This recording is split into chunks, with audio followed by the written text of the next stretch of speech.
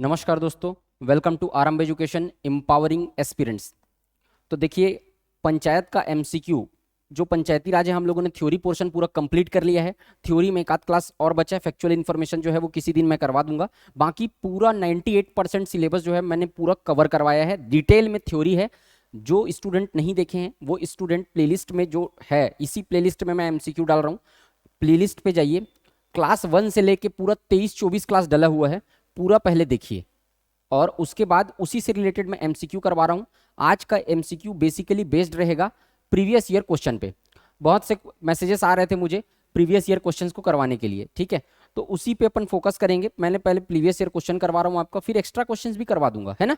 तो question solve करेंगे आप तो आपका कॉन्सेप्चुअल क्लियरिटी आपके आएगी, कॉन्सेप्ट आपका क्लियर होगा। तो पहले वीडियो को पॉज करिएगा, पॉज करने के बाद आप क्वेश्चन को सॉल्व करके देखिएगा, उसके बाद वीडियो को प्ले करिएगा और उसके बाद फिर आंसर चेक करिएगा कि कितना आंसर आपका सही हो।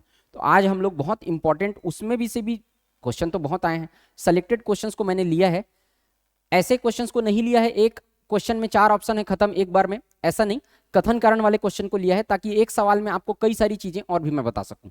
नहीं तो मेरे एमसीक्यू करवाने का कोई फायदा नहीं होगा, वो तो फिर आप वन लाइनर क्वेश्चन को ज्यादा मैंने प्रेफरेंस नहीं दिया है। मैं ज्यादा डीप में आपको पढ़ाने के लिए बड़े बड़े क्वेश्चंस को मैंने लिया है, और इसी तरीके के क्वेश्चन जो है वो आपके व्यापम, पीएससी और सारी परीक्षाओं में आपको पूछे जाते हैं। ये एमसीक्यू और जो थ्योरी पढ़ाया है मैंने वो कोई भी एक पर्टिकुलर एग्जाम के लिए नहीं है।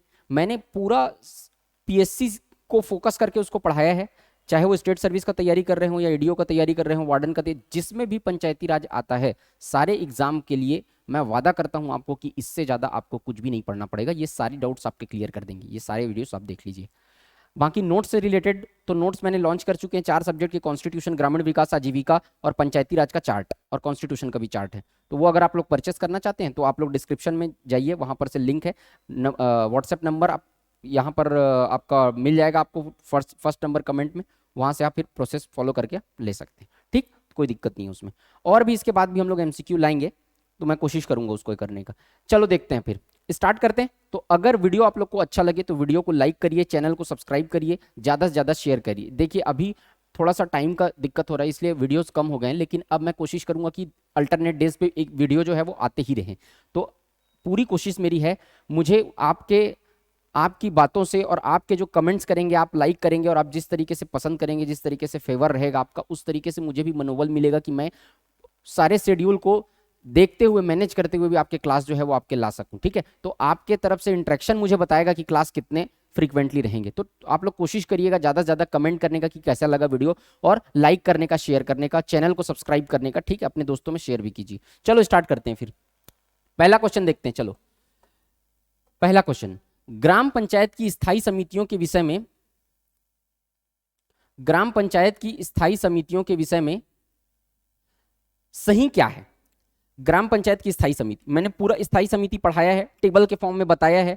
टेलीग्राम चैनल पे उसका चार्ट को मैं अवेलेबल भी कराया है। जो लोग टेलीग्राम चैनल ज्वाइन नहीं किए वो लोग जाके ज्वाइन करेंगे, वहां पर से आपको चार्ट मिल जाएगा, उसका पूरा पढ़ाया है जो, और वीडियो भी डला हुआ है। तो ऑप्शन फर्स्ट है, ग्राम पंचायत में अधिकतम 3 स्थायी समितियां होती हैं। इसमें सही क्या है ये बताना है। ऑप्शन 2 है, मतलब दूसरा है, कथन है, ग्राम पंचायत में अधिकतम 5 स्थायी समिति होती है। तीसरा, एक व्यक्ति अधिकतम 2 समिति का सदस्य बन सकता है। चौथा, एक व्यक्ति अधिकतम 3 समिति का सदस्य बन सकता है। पांचवा, एक ग्राम पंचायत स्थायी समितियों पर नियंत्रण रखती है। और छठवां, सरपंच और उप सरपंच की अनुपस्थिति में महिला पंच की अध्यक्षता करेगी। महिला पंच बैठक की अध्यक्षता करेगी। कौन सा सही है, 1 2 3, 2 3 4, 1 2 4 या 1 2 6? वीडियो को पॉज करके आप लोग लगाइए, उसके बाद फिर मैं सॉल्व कराता हूँ। देखो स्थायी समितियों के बारे में क्या बताया था मैं, कितनी ठो स्थायी समिति होती है ग्राम पंचायत में, टोटल कितनी स्थायी समिति होती है ग्राम पंचायत में, 5। जनपद पंचायत में 5+2, और जिला पंचायत में 5+2। 5+2 क्यों बोल रहा हूँ, कलेक्टर की अनुमति से, पूर्व अनुमति से जनपद पंचायत में 2 और समितियों का गठन किया जा सकता है, और जिला पंचायत में भी 2 और समितियों का गठन किया जा सकता है। तो ग्राम पंचायत में कितनी समितियां, 5। जनपद पंचायत में 5 प्लस कलेक्टर के अनुमोदन से 2 और जिला पंचायत में भी 5 प्लस कलेक्टर के अनुमोदन से 2 और। तो हमको क्या फोकस करना है, ग्राम पंचायत के बारे में। तो ग्राम पंचायत में कितनी समितियां होती हैं, 5। कौन कौन सी समिति होती है, कौन कौन सी समिति होती है? सबसे पहला सामान्य प्रशासन समिति, सामान्य प्रशासन समिति। दूसरी कौन सी होती है, इसको याद रखना है ना भाई नाम को आपको, शिक्षा स्वास्थ्य समाज कल्याण समिति। शिक्षा स्वास्थ्य समाज कल्याण समिति, कृषि राजस्व तथा वन समिति, उसके नाम भी देख ले रहे हैं ना हम, कृषि राजस्व तथा वन समिति है ना। और चौथा है क्या रहता है, निर्माण तथा विकास समिति, निर्माण तथा विकास समिति। और पांचवा क्या है, ग्राम गौठान समिति। पांचवा क्या है, ग्राम गौठान समिति। ठीक है, ये 5 समितियां होती हैं। समिति से बारे में जितना चीज मैं बता सकता हूं आपको यही बता देता हूं। ठीक है, तो इसीलिए मैं बड़ा क्वेश्चन लिया हूं। तो सामान्य प्रशासन समिति, देखो पहले क्या था, शिक्षा समिति अलग थी, स्वास्थ्य और समाज कल्याण समिति अलग थी। इन दोनों को मर्ज कर दिया गया, शिक्षा स्वास्थ्य और समाज कल्याण समिति कर दिया गया। और ग्राम गौठान समिति ये एक नया समिति है, नई समिति है। तो अगर आपको बोले कि 2019 में हुए संशोधन के पश्चात कौन सी एक नई समिति बनाई गई है, तो क्या आएगा, ग्राम गौठान समिति। अब ये सारे समिति के बारे में डिटेल में आपको पढ़ाया हूं, वो वीडियो जाके आप लोग देखिएगा, यहां पर उसको डिटेल में नहीं बता रहा हूं। तो टोटल ग्राम पंचायत में कितनी समिति, 5 समिति। और जनपद पंचायत में 2 और समिति कलेक्टर की अनुशंसा से की जा सकती है। उसमें एक समिति रहता है सहकारिता एवं उद्योग समिति, और दूसरी समिति रहती है महिला एवं बाल विकास समिति। ये 2 एक्स्ट्रा समिति जनपद और जिला में कलेक्टर की पूर्व अनुमति से गठन किया जा सकता है। अब इसमें क्या पूछा है, तो आपको 5 समिति बता दिया। तो ग्राम पंचायत में अधिकतम 3 स्थायी समितियां होती हैं, भाई 3 नहीं होता, 5 होता है। ग्राम पंचायत में अधिकतम 5 स्थायी समिति होती, तो ये हो गया सही। तीसरा देख लेते हैं, एक व्यक्ति अधिकतम 2 समिति का सदस्य बन सकता है। देखो ग्राम पंचायत, जनपद पंचायत और जिला पंचायत, ठीक देख लो, ग्राम पंचायत, जनपद पंचायत, जिला पंचायत। ग्राम पंचायत में एक व्यक्ति, ग्राम पंचायत में क्या बोला है, एक व्यक्ति अधिकतम 2 समिति का सदस्य बन सकता है। देखो एक व्यक्ति अधिकतम ग्राम पंचायत में 2 समिति का सदस्य बन सकता है, जनपद पंचायत में अधिकतम 3 समिति का सदस्य बन सकता है, और जिला पंचायत में भी अधिकतम 3 समिति का सदस्य बन सकता है। ग्राम पंचायत में अधिकतम 2 समिति का, जनपद में अधिकतम 3 समिति का, और जिला पंचायत में भी अधिकतम 3 समिति का सदस्य बन सकता है। ठीक, तो याद रखना इसको। और क्या है, देखो तो एक व्यक्ति अधिकतम कितनी, 2 समिति का सदस्य बन सकता है, ये सही है। एक व्यक्ति अधिकतम 3 समिति का सदस्य बन सकता है, ये गलत हो जाएगा। ग्राम पंचायत स्थायी समितियों पर नियंत्रण रखती है और सरपंच और उप सरपंच की अनुपस्थिति में महिला पंच बैठक की अध्यक्षता करेगी, ये बिल्कुल गलत है, ये गलत है स्टेटमेंट, ये सही है। तो 2, 3 और 5 सही है। स्टेटमेंट 2, 3 और 5 सही है, ये तीनों स्टेटमेंट जो है वो सही है, मैं आपको बता दिया हूं। ठीक, तो आंसर आ जाएगा इसका, आंसर अब यहां पर इसको बी कर लीजिएगा, यहां सी कर लीजिएगा, थोड़ा सा ऊपर नीचे हो गया, तो ये आंसर आ जाएगा बी, 2, 3 और 5। आंसर क्या आ जाएगा, बी, 2, 3 और 5। एक व्यक्ति अधिकतम कितने समिति के सदस्य बन सकता है, ग्राम पंचायत में 2, जनपद में 3 और जिला पंचायत में भी 3 है। इसमें आपको एक चीज और क्लियर कर देता हूं,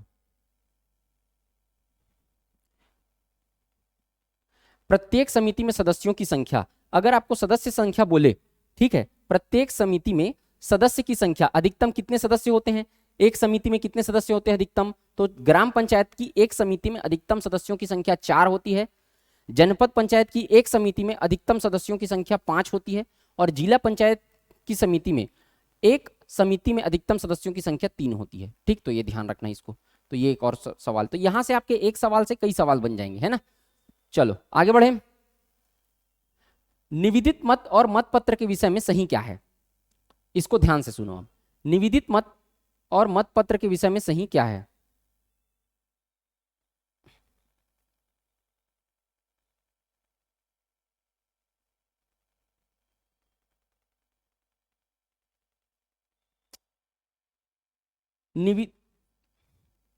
एक सेकंड, निवेदित मत और मत पत्र के विषय में सही क्या है।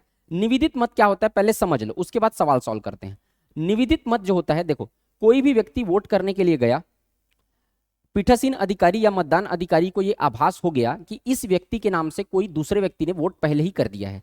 जैसे कि कोई भी व्यक्ति, आप वोट डालने के लिए गए, ठीक है, पीठासीन अधिकारी और मतदान अधिकारी को यह पता चला कि भाई आपके नाम से किसी ने पहले ही वोट डाल दिया। अब अगर आपको बता देगा तो वो आपके मताधिकार का हनन है, मताधिकार का हनन है। तो उससे क्या होगा कि अब वहां पर लड़ाई झगड़ा होगा, बड़ा दिक्कत हो जाएगा, माहौल खराब हो जाएगा। तो इससे बचने के लिए पीठासीन अधिकारी क्या करता है, निवेदित मत इंट्रोड्यूस किया गया है। निवेदित मत का प्रारूप जो रहता है वो लगभग उसी के समान रहता है, जो आपका रेगुलर मत रहता है उसके प्रारूप के समान रहता है। वो निवेदित मत किसके पास रहता है? पीठासीन अधिकारी के पास रहता है। पीठासीन अधिकारी उसमें क्या करेगा? निवेदित मत लिखेगा उस प्रारूप, उस फॉर्मेट में। निवेदित मत के फॉर्मेट में क्या लिखेगा? निवेदित मत के फॉर्मेट में क्या लिखेगा? निवेदित मत लिखेगा, अपना सिग्नेचर करेगा और आपके हाथ में दे देगा।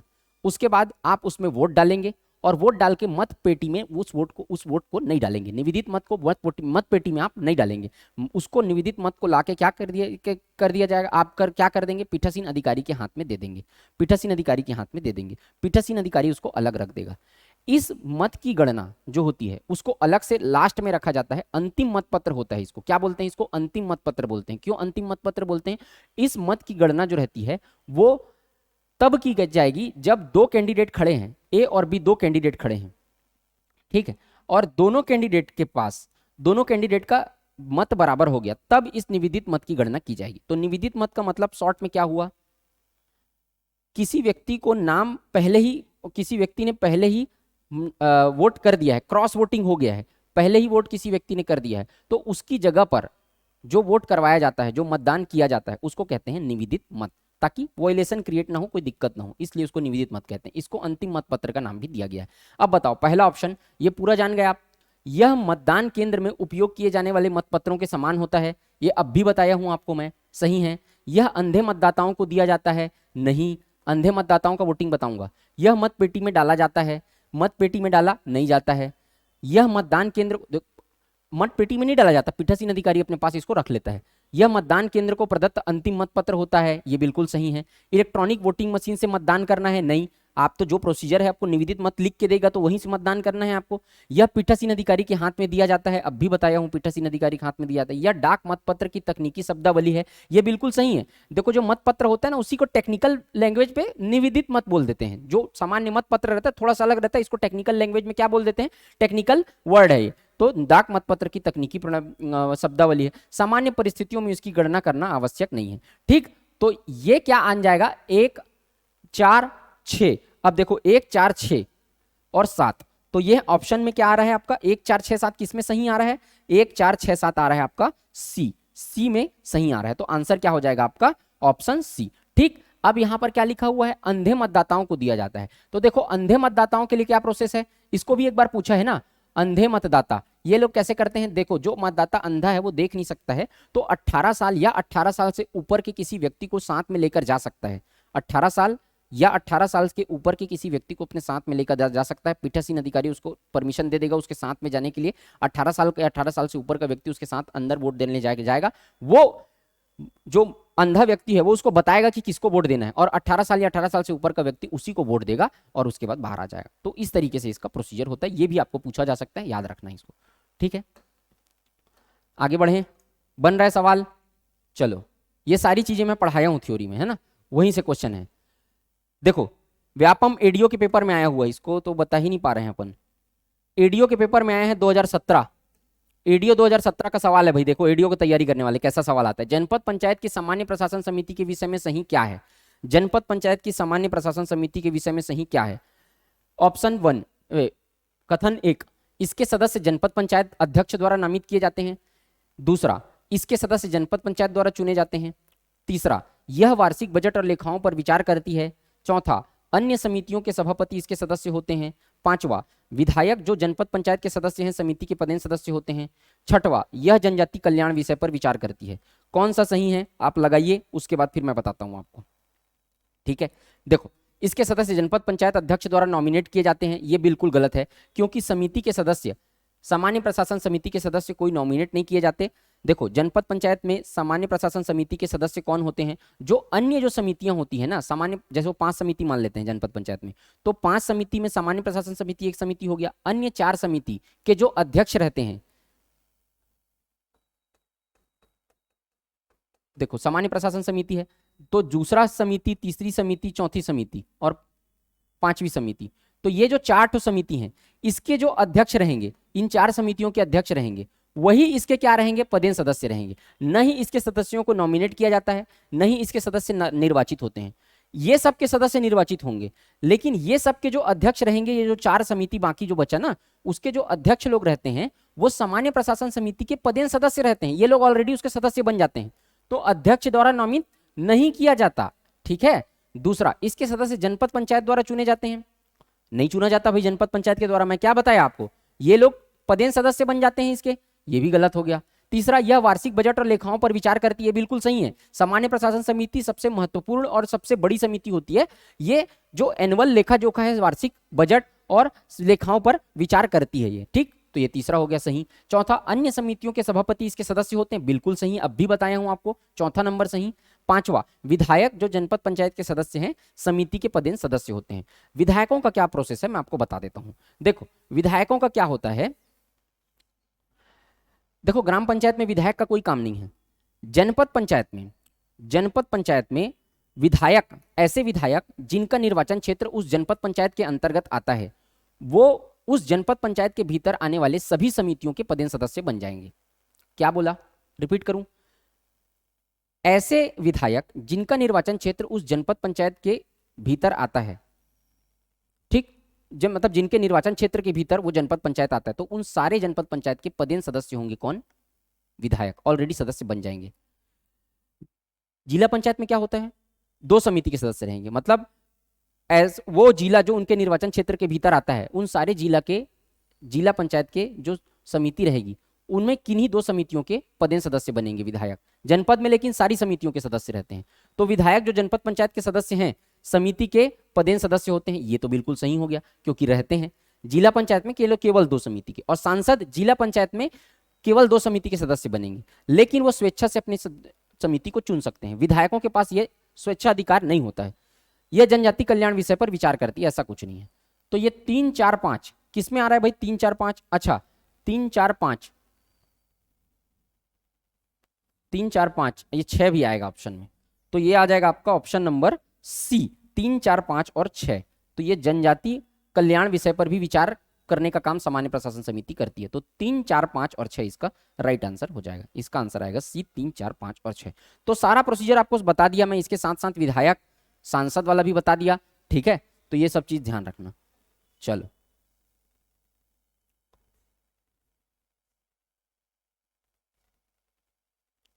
सही क्या है, ठीक, इसमें बताओ। चलो, ग्राम पंचायत की गणपूर्ति तत्समय कुल पंचों का 1/2 होती है। बी, जनपद पंचायत की गणपूर्ति कुल सदस्यों के 1/3 होती है। सी, जिला पंचायत की गणपूर्ति कुल सदस्यों का 1/4 होती है।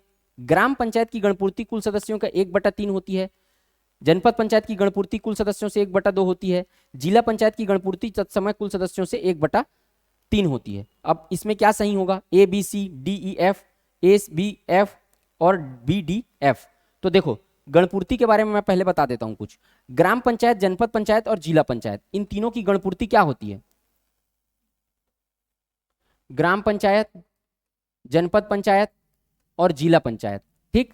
तो ग्राम पंचायत में गणपूर्ति क्या होती है, 1/2 कुल सदस्यों के, मतलब निर्वाचित, मतलब सरपंच को मिलाकर, ठीक है, सारे सदस्यों का 1/2, आधा। जनपद पंचायत में गणपूर्ति कितनी होती है, 1/3, निर्वाचित और पदेन दोनों, निर्वाचित और पदेन दोनों। एक पेपर में इसको ऐसा मेंशन करके पूछा था कि निर्वाचित सदस्यों को गिना जाता है कि नहीं, पदेन सदस्यों को गिना जाता है कि नहीं, इस तरीके से। तो निर्वाचित और पदेन दोनों को मिलाकर। और जनपद, जिला पंचायत में भी 1/3 होती कुल सदस्यों के, निर्वाचित और पदेन दोनों को मिलाकर, ठीक। तो अब इसको कौन सा फॉलो कर रहे हैं, देखो ग्राम पंचायत की गणपूर्ति तत्समय कुल पंचों का से 1/2 होती है, सही है ये। इसमें क्या पूछा है, कौन सा सही है ना। जनपद पंचायत की गणपूर्ति कुल सदस्यों से 1/3 होती है, ये बिल्कुल सही है। जिला पंचायत की गणपूर्ति कुल सदस्यों से 1/4 होती है, ये गलत है, क्योंकि क्या होती है, 1/3 होती है, तो ये हो जाएगा गलत। ग्राम पंचायत की गणपूर्ति तत्समय कुल पंचों से 1/3 होती है, ये भी गलत हो जाएगा। जनपद पंचायत की गणपूर्ति कुल सदस्यों से 1/2 होती है, ये भी गलत है। और एफ, जिला पंचायत की गणपूर्ति तत्समय कुल सदस्यों से 1/3 होती है, ये सही है। तो इसका सही आंसर क्या हो जाएगा, ए, बी और एफ। कहां है ए, बी और एफ, ए, बी और एफ, ऑप्शन नंबर सी इसका राइट आंसर हो जाएगा। गणपूर्ति अगर पूरा, गणपूर्ति क्या होता है, किसी भी सम्मेलन को शुरुआत करने के लिए जो न्यूनतम सदस्यों की संख्या की जरूरत होती है उसको गणपूर्ति कहते हैं, ठीक। अगर गणपूर्ति पूरा नहीं हुआ तब क्या होगा, अध्यक्षता करने वाला व्यक्ति क्या करेगा, अगले सम्मेलन की तारीख बताकर उसको स्थगित कर देगा। वो सम्मेलन नहीं होगा अगर गणपूर्ति पूरा नहीं हुआ है तो अगले सम्मेलन की क्या कर देगा, वो तारीख को बता देगा। उसके बाद वो जो सम्मेलन की तारीख रहेगी वो ग्राम पंचायत के मुख्यालय में चिपका दी जाएगी। ठीक, और अगला सम्मेलन जब आएगा तो बस ये ध्यान रखना कि नए किसी मुद्दे पर विचार नहीं किया जाएगा, पुराने मुद्दे को ही डिस्कस किया जाएगा। नए मुद्दे पर कोई नया मुद्दा नहीं लाया जा सकता। जो अगली गणपूर्ति के बाद स्थगित की हुई बैठक रहेगी उसको क्या कहते हैं, सामान्य बैठक नहीं बोलते, उसको क्या कहते हैं, स्थगित बैठक बोलते हैं। तो उसमें नया मुद्दा नहीं लाया जा सकता। ठीक, तो याद रखना इसका ऑप्शन आ जाएगा ए, बी और एफ। नेक्स्ट देखें, चलो पांचवा, निम्न में से क्या 73वें संविधान संशोधन द्वारा पंचायती राज को प्रदान नहीं किया गया है। इसमें क्या दिया है, देखो 73वें संविधान संशोधन के द्वारा प्रदान नहीं किया गया है। ठीक है, नहीं किया गया है। ग्रामीण स्थानीय निकायों में, ये क्वेश्चन पीएससी में आया हुआ है 2017। ठीक है, देखो ग्रामीण स्थानीय निकायों में सभी स्तरों पर 33% सीटें महिलाओं के लिए आरक्षित रहेगी। पंचायती राज संस्थाओं को संसाधन हस्तांतरित करने के लिए राज्यों के द्वारा वित्त आयोग बनाया जाएगा।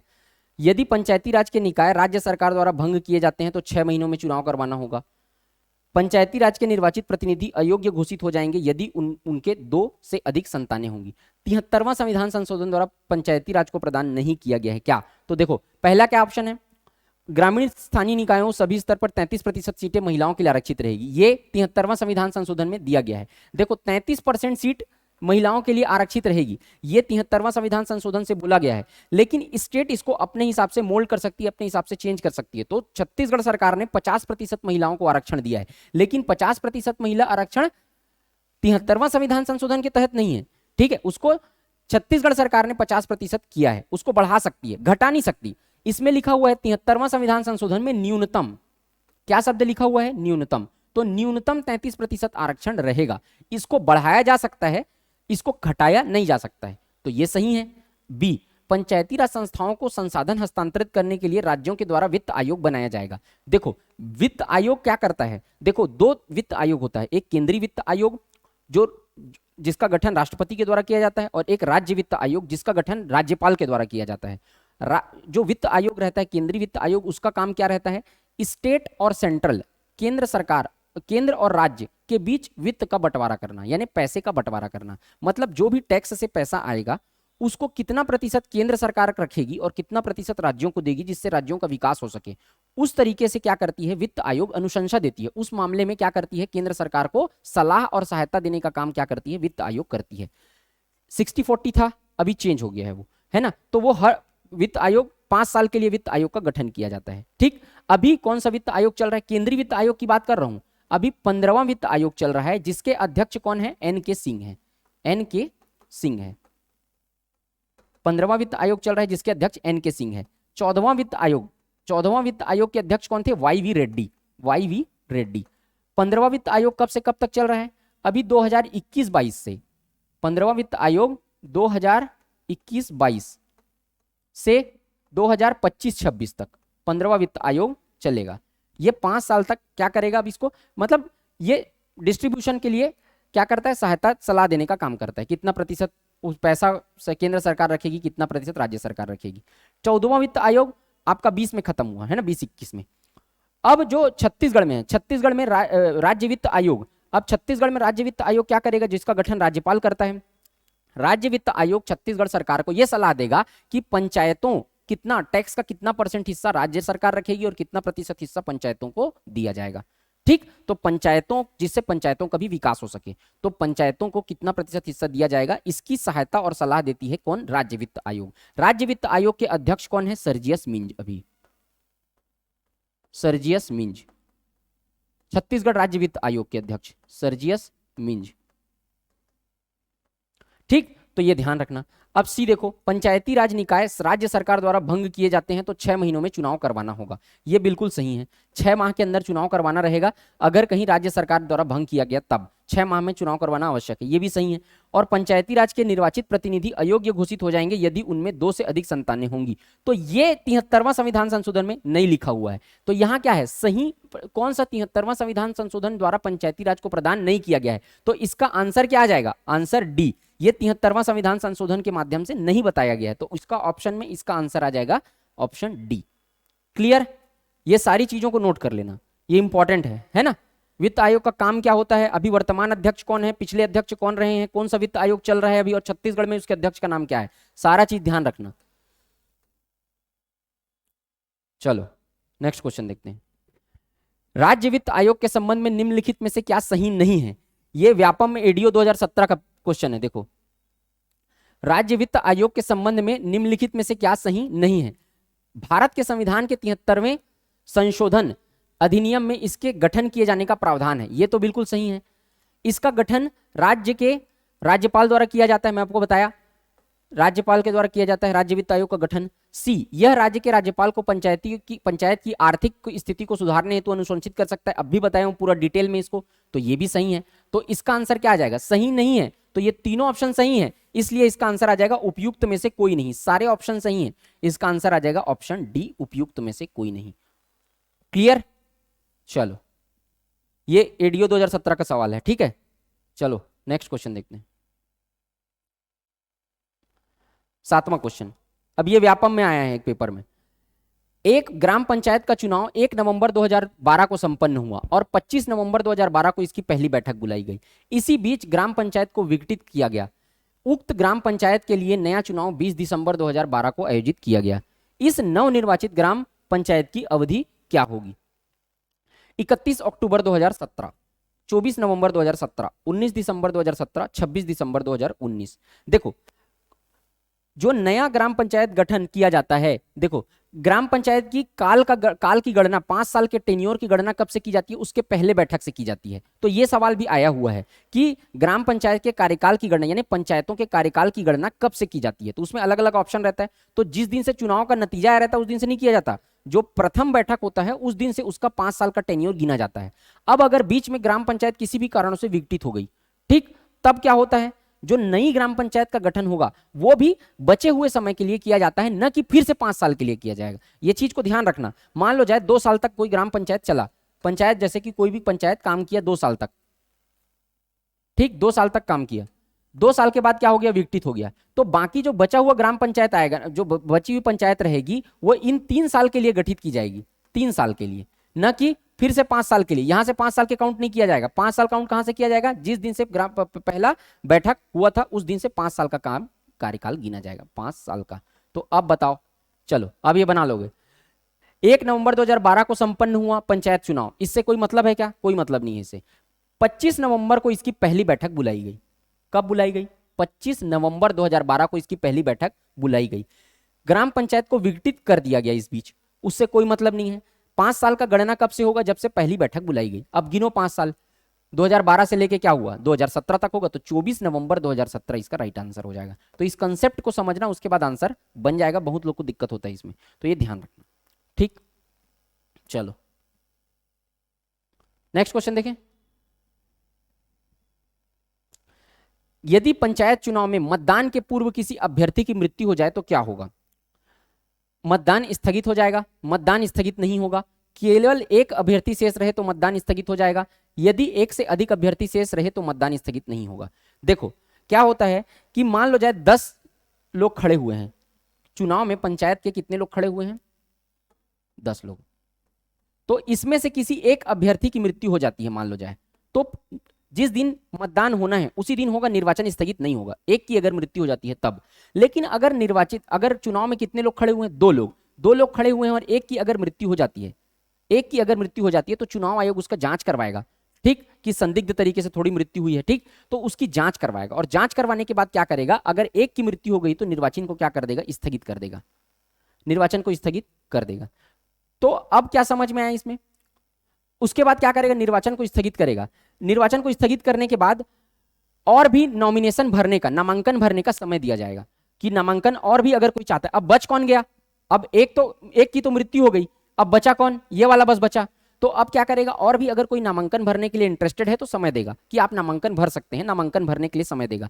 नामांकन और कोई नहीं भरा तो ये जो व्यक्ति जो है वो निर्विरोध निर्वाचित हो जाएगा। और अगर नामांकन भर दिए तो फिर जितने लोग भरे हैं उतने का चुनाव होगा, फिर डिसाइड करके डेट, ठीक। तो अब इसको बताओ, मतदान स्थगित हो जाएगा, मतदान स्थगित नहीं होगा। यदि केवल एक अभ्यर्थी शेष रहे तो मतदान स्थगित हो जाएगा। अब क्या होगा, सही क्या पूछा ये है ना, तो सही क्या पूछा, तो तीसरा सही होगा। यदि केवल एक अभ्यर्थी शेष रहे तो मतदान स्थगित हो जाएगा, ठीक।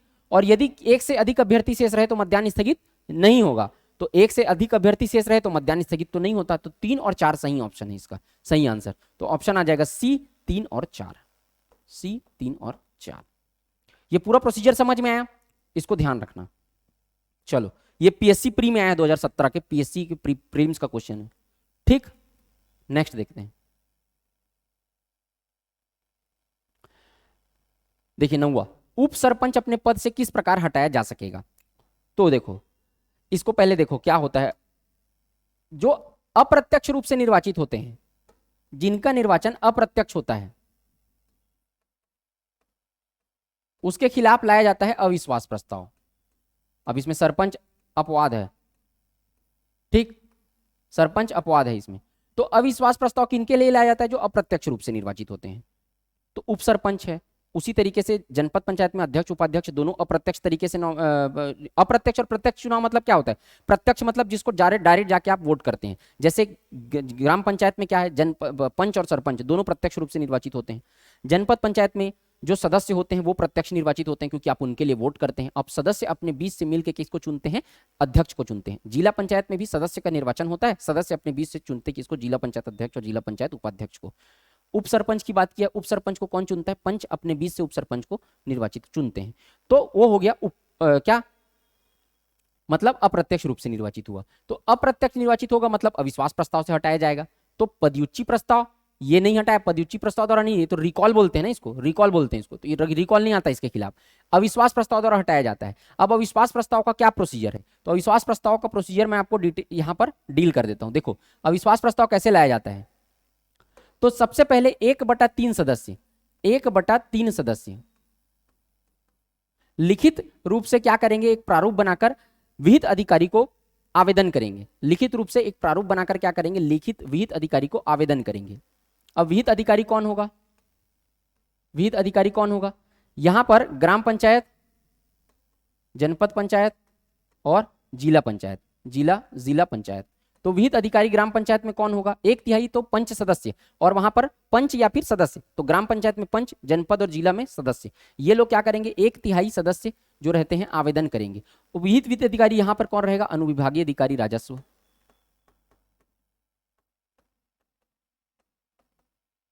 अनुविभागीय अधिकारी राजस्व, ठीक। यहां पर कौन रहेगा, जनपद पंचायत में विहित अधिकारी कलेक्टर, और यहां पर संचालक पंचायत, संचालक पंचायत, ठीक।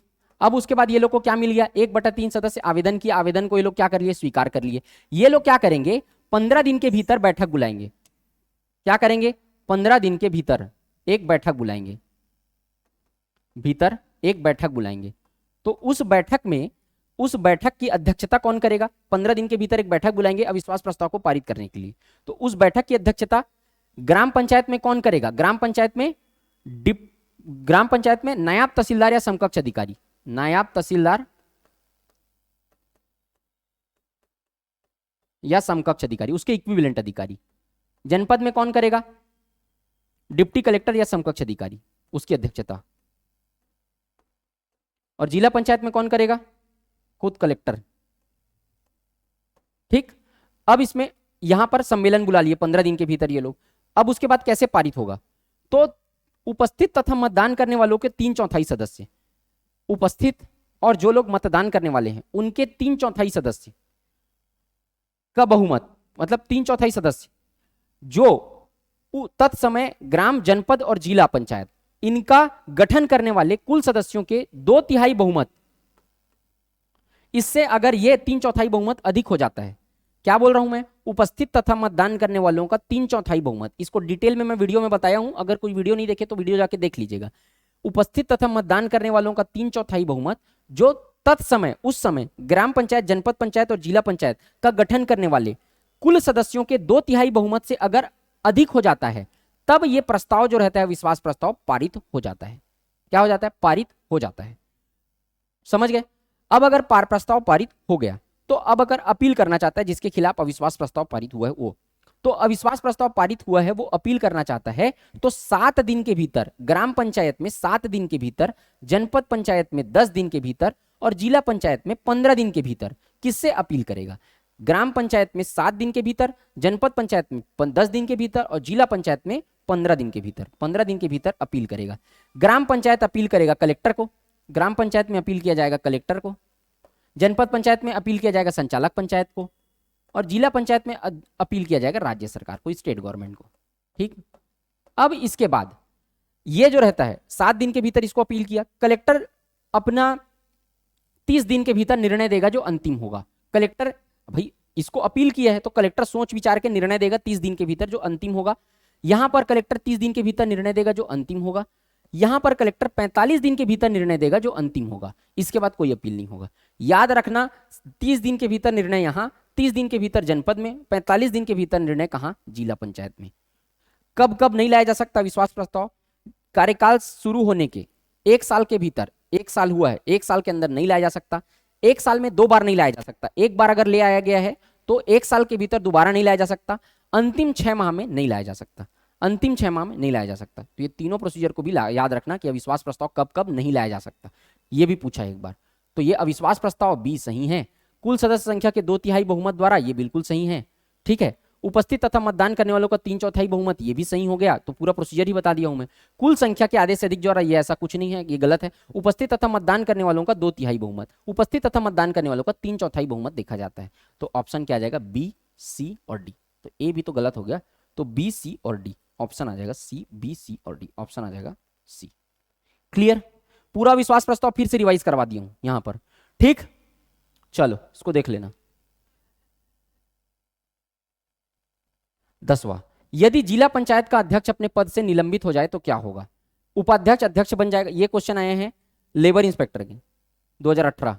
ठीक है, उपाध्यक्ष अध्यक्ष बन जाएगा। उपाध्यक्ष कार्यकारी अध्यक्ष के रूप में कार्य करेगा। जिला पंचायत स्थानापन्न अध्यक्ष का चुनाव करेगी और मुख्य कार्यपालन अधिकारी अध्यक्ष के रूप में कार्य करेगा। क्या होगा? जिला पंचायत का अध्यक्ष अपने पद से अगर सस्पेंड हो जाए, निलंबित हो जाए, तब क्या होगा?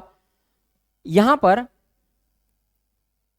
उपाध्यक्ष अध्यक्ष बन जाएगा। उपाध्यक्ष कार्यकारी अध्यक्ष के रूप में कार्य करेगा। जिला पंचायत स्थानापन्न अध्यक्ष का चुनाव करेगी। देखो, जब भी कभी सस्पेंड होगा, स्थानापन्न अध्यक्ष का चुनाव करेगी, मतलब जिला पंचायत के जो सदस्य हैं वो अपने 20 से एक अध्यक्ष को चुनेंगे जिसका नाम होगा स्थानापन्न अध्यक्ष। ठीक है, स्थानापन्न अध्यक्ष। तो ऑप्शन आ जाएगा सी, इससे राइट आंसर। ठीक है, तो चलो ये 10 क्वेश्चन मैं आज सॉल्व कराया हूं और कोशिश करेंगे कि और भी ऐसे एमसीक्यू आपके लिए मैं ला सकूं। ठीक है, तो आप लोग अगर वीडियो अच्छा लगे तो वीडियो को लाइक करिएगा, चैनल को सब्सक्राइब करिएगा, ज्यादा से ज्यादा शेयर करिएगा। ठीक है, तो इस तरीके से ये एमसीक्यू आपका पूरा समझ में आया। मैं कोशिश कर रहा हूं कि डिटेल आपको एक एक पॉइंट को अच्छे से एक्सप्लेन करने का। जो वीडियो नहीं देखे हैं, पूरा वीडियो पहले जाके देख लेना, उसके बाद जो एमसीक्यू आ रहा है उसको सॉल्व करना। ठीक है, तो मुझे उम्मीद है आप सबको आज का वीडियो अच्छा लगा होगा। अगर वीडियो अच्छा लगे तो वीडियो को लाइक करिए, चैनल को सब्सक्राइब करिए, ज्यादा से ज्यादा शेयर करिए। मिलते हैं नेक्स्ट वीडियो में, तब तक के लिए जय हिंद, वंदे मातरम।